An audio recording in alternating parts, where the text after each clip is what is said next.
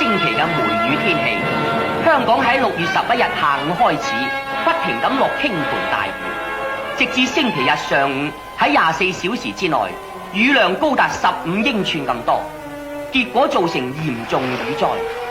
英皇道遭遇大水所浸，交通全部停頓。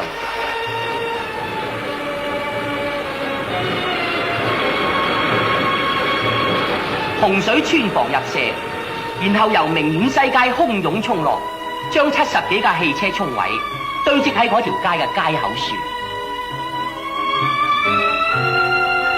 因此，警務人員同埋其他各單位人員就馬上動員一切人力物力，盡速清理一切障礙。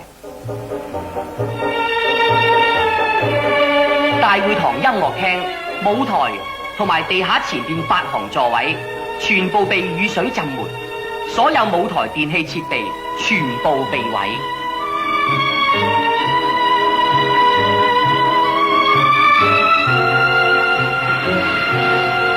山泥傾瀉造成極嚴重而驚人嘅災害，堅尼地道因此被切斷。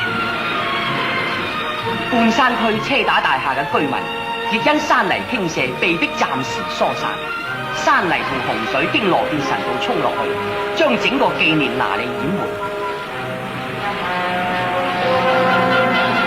山頂纜車路軌亦被洪水沖毀，所有纜車被迫喺各車站停頓。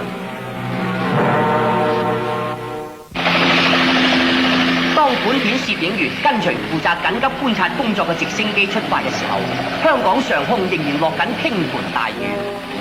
呢度係維多利亞大廈被毀壞嘅情形。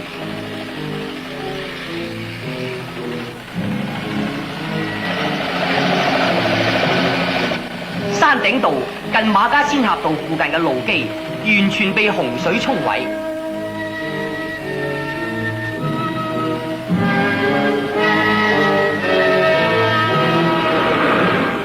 喺新界方面，農作物、橋樑同道路被毀嘅情形亦相當嚴重。